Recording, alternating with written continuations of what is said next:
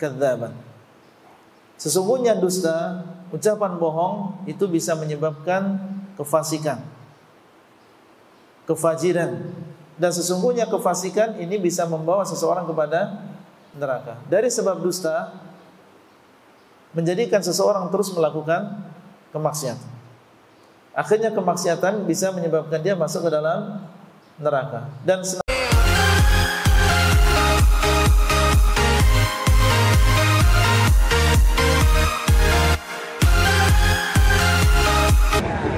betul.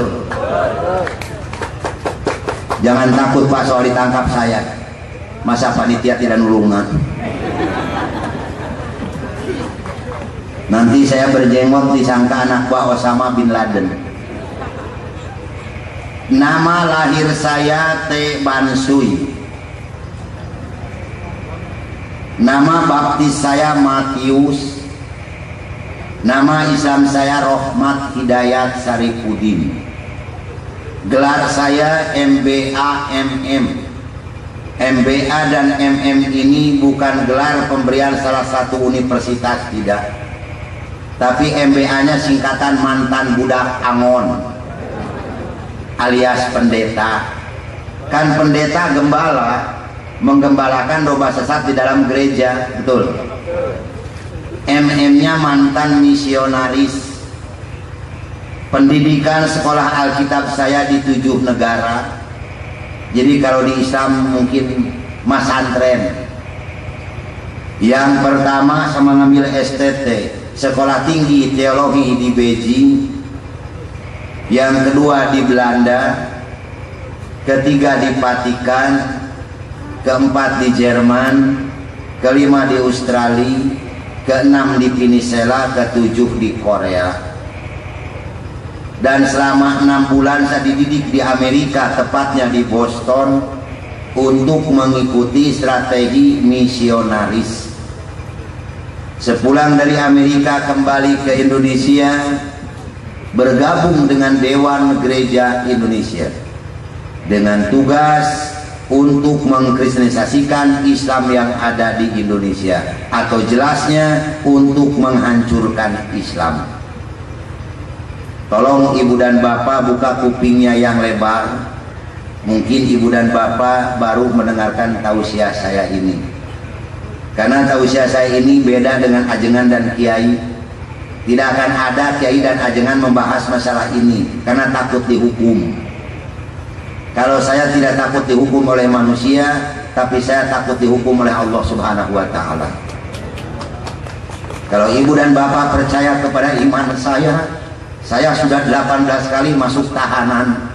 Yang paling lama saya ditahan masalah keluarga berencana, karena KB haram hukumnya. Yang masang KB pulang di sini modal siapa? Saya akan berdoa terakhir, yang pasang KB pulang dari sini mati tingkah geleng kunaon main nasya. Karena saya dalangnya Pak, yang membawa KB dari Amerika adalah saya. Saya orang misionaris. Kenapa orang Islam pasang KB? Tolong bawa Quran dan hadisnya ke sini, bawa kiai dan ajarannya ke sini. Kalau KB halal, saya akan pasantren lagi. Pasantren mana yang menghalalkan KB? Ada orang Cina yang di KB. Kenapa kamu di KB istrinya koplok? Modal saya balik ke dia.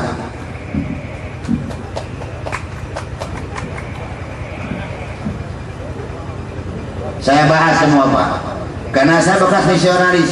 Tugas saya untuk menghancurkan Islam. Yang pertama, Islam yang harus hancur oleh Nasrani adalah Pulau Jawa, Jawa Barat, Jawa Tengah, Jawa Timur. Kenapa ketiga pulau ini sasaran yang pertama? Karena ketiga pulau ini adalah basis pasar. Yang kedua Kalimantan, yang ketiga Pulau Sumatera. Yang paling harus hancur oleh Nasrani adalah Jawa Barat, termasuk Indramayu ini. Karena di daerah Indramayu terbanyak gereja-gereja yang namanya Pantekosta.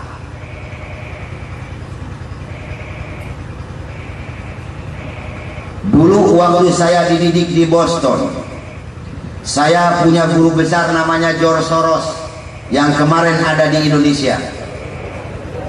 dan Profesor Dr. Wensebron mengatakan kepada saya, Anda sebagai murid Alkitab yang terdidik di Boston ini, yang akan diterjunkan di Indonesia, kalau anda ini mampu sebagai misionaris, tolong orang Islam yang ada di Indonesia dikristenkan oleh Anda sampai tahun 2000. Kalau mampu. Tapi kalau Anda tidak mampu mengkristenkan orang Islam yang ada di Indonesia, Anda sebagai misionaris muda yang terdidik di sini, tolong orang Islam yang ada di Indonesia ini jauhkan dari agama dan Qur'annya. Ternyata mereka berhasil menjauhkan kita dari agama dan Qur'annya. Hanya sayang kita sebagai orang Islam tidak sadar bahwa kita dijauhkan oleh mereka dari Quran dan agamanya.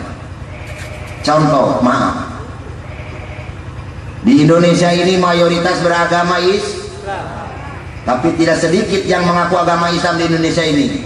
Tidak kiai, tidak ajengan, tidak santri, tidak haji, bangun jam 2 malam bukan untuk melaksanakan sholat tahajud, tapi ukur nyetel TV nonton Inggris melawan Prancis.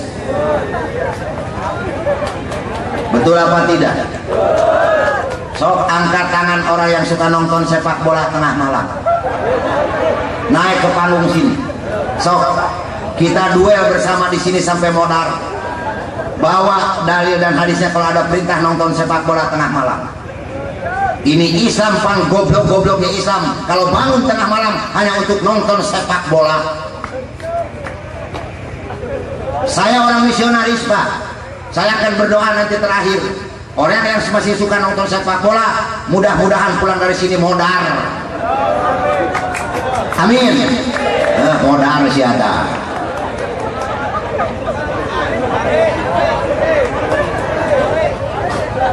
Ada tidak Pak dalil dan hadisnya? Sedangkan dulu guru besar saya mengatakan kepada saya, kita orang Nasrani sebetulnya sudah diambang pintu kehancuran dan kekalahan oleh orang Islam. Kalau senjata orang Islam yang dahsyat ini sudah dipergunakan semua oleh orang Islam, karena orang Islam mempunyai senjata yang dahsyat.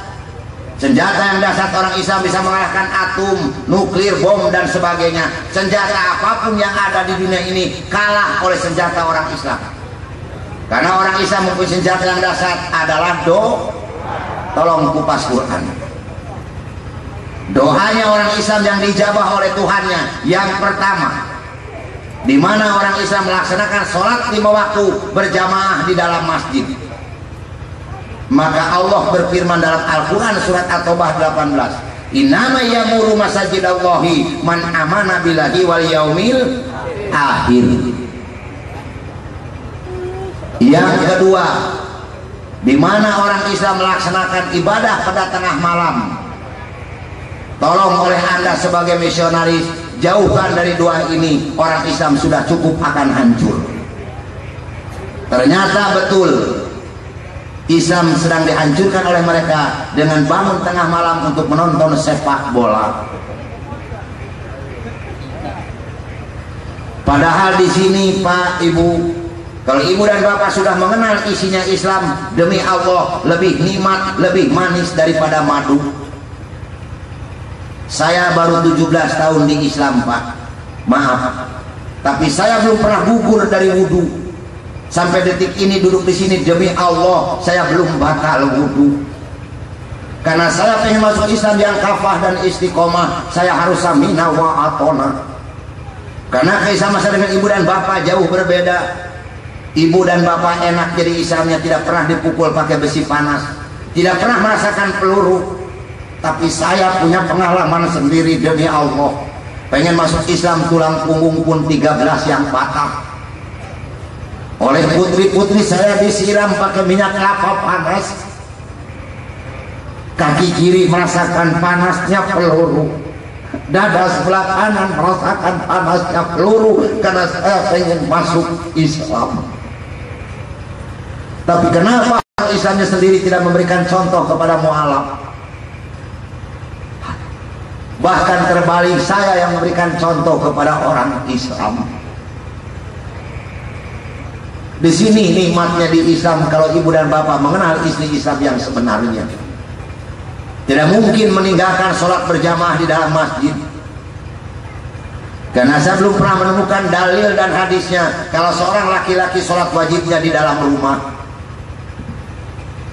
Tapi Islam sudah dijauhkan oleh Nasrani, sholat wajib pun di dalam rumah. Buat apa membangun masjid kalau sholat di dalam rumah? Betul.